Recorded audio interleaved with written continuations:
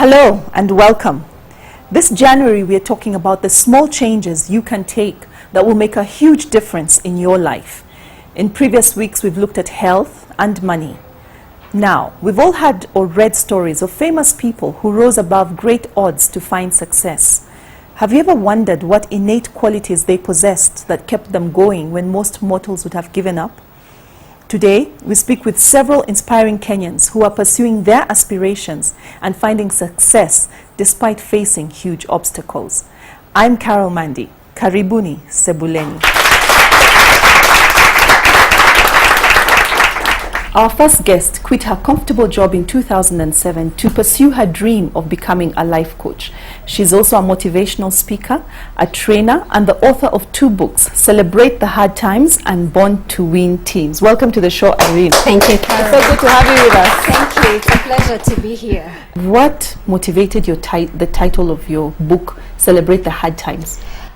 I was going through a lot of personal hard times, personal crisis, but I saw it as an opportunity, to turn a crisis into an opportunity. And so instead of sitting back and feeling sorry for myself because I was going through rejection, someone had come home, paid dowry, and so we were just waiting to walk down the aisle. And, he called off the engagement last minute. I had also won a green card and I was not given the visa. There was too much happening that was negative. But I looked at it and said, all these are problems that can either weigh me down or I can choose to look at this as opportunity to tell the world my story and make it a better world. Okay. Yeah. Now, Irene, you've coached so many individuals. Yeah. What would you tell us are the 3 things that perhaps hold us back from achieving the life that we desire? Number 1 is lack of taking personal responsibility. So many of us want so many things out of life, whether it's help, whether it's success in other areas, but we are waiting for somebody else, so lack of initiative on our side, and that's why we have a lot of people sitting back to blame the government, or parents, or I grew up in this background. So I'd say the number 1 reason why most people don't achieve is that they don't take a personal initiative to be responsible, to for create your life. the outcomes you want. That you want. Yeah. Because I find also, it's either your parents, for a lot of women, it's my husband. He won't let me do this or he won't let me be this. Yeah. It's my employer. It's everybody else except ourselves. Exactly. Okay, so that's 1. Yeah. 2 others. Fear. There's also just a lot of fear of the unknown. Like when I was quitting my job, I had lost so many friends because where are you going to? You're actually not taking up a job with another company. Do you know what it means to start up a business? And if I allowed... What if you fail? What if you fail? And if I allowed that fear to cripple me, I would still either be somewhere having this dream of being an international motivational speaker, but really not acting. So there's a lot of fear. And fear is healthy if you take it positively. But a lot of people allow fear to just hold them back. Okay, yeah. Thank you. Yeah. And the 3rd thing? I think a lack of plan, because you must have a plan towards where you want to go, and that's where life coaching comes in. That's why before I quit my job, I got a life coach, an international life coach, and he was the only person who could actually understand my dream of where I wanted to go. And so we came up with dreams, with plans and goals. When are you gonna quit? What exactly are you gonna do after you quit? And that's where life coaching comes in. That's where life coach. Have a plan that you begin to implement, isn't yes, it? Yeah. Okay, thank you, Irene. We're going to take questions or comments for Irene now from the audience. Life coaching, is it an independent career like other career?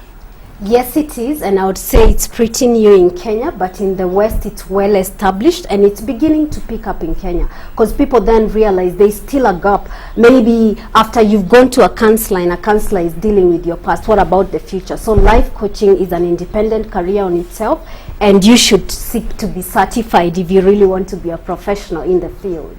And is there any difference between life coaching and motivation? Yes, there is, because motivation, you basically are getting people enthusiastic enough, but a life coach will actually walk with you until you achieve your goal. You talked about a fear of the unknown. Yeah. How do you overcome that fear? Well, I guess you personally have to be very determined, and you've got to write your fears down and analyze them. I think that is one of the things I did. So I wrote down the fears. So what is it that if I step out of employment, what are the fears? One is that you'll be broke because you're not on a paycheck. So write down your fears and analyze them, and you realize that some of them are actually unfounded. And again, to overcome fear, talk to people who have done what you're trying to do and have been successful. Now, Irene, final question. What perhaps can we draw from Maurice's story as the gems that we can apply in our lives? I guess first of all, determination and the fact that he knew what he wanted to do. And if I can comment on the education, a lot of people ask me, where were you trained to be a motivational speaker? I didn't know of any school in Kenya that would train me to be a motivational speaker. So sometimes there are giftings and talents within people, passions that can be turned into cash, but we don't find those schools, you know, in the traditional school. So at least you've got to keep going until you find the people who can give you, you know, that professional education. So sometimes it's not all about what we learn in the traditional schools, and like Maurice is really trying to bring out that clear. Irene, I just want to maybe also take some thoughts on this from you because of the passion that we sense from these two women, you know, and how passion can encourage us in towards achieving our goals. Yeah. Excellent. I think I'll begin by saying that passion is a two-edged sword. Passion is both what you love and also what you hate. And I love what Anna said, that she didn't just, you know, hate being poor. She hated it with a passion. And I think out there to our audiences, there are many people who are just complaining about being poor, but they really don't hate poverty with a passion. Because believe you me, the moment you hate anything with a passion, you know, you're bound to change the circumstances. So I'd encourage people to live out of passion, both what you love and also what you cannot stand.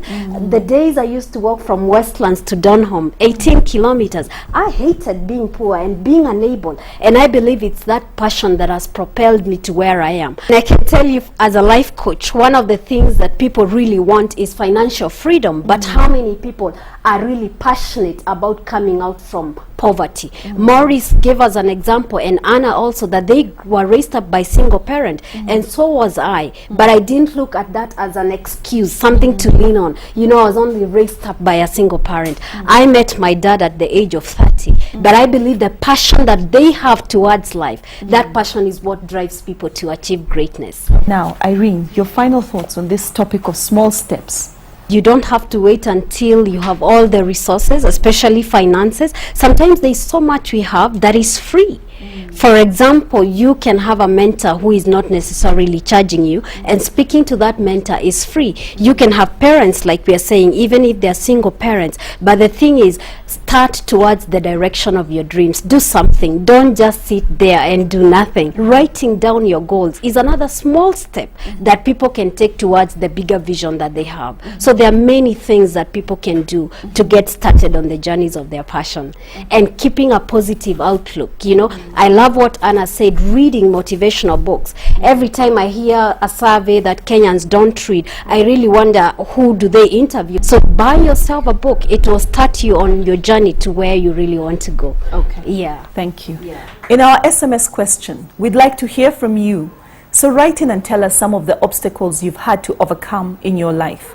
We will share the most inspiring stories in future episodes of Sebuleni. Plus, 2 SMS winners will walk away with the book Celebrate the Hard Times by Irene Mureithi and Dreams from My Father by Barack Obama.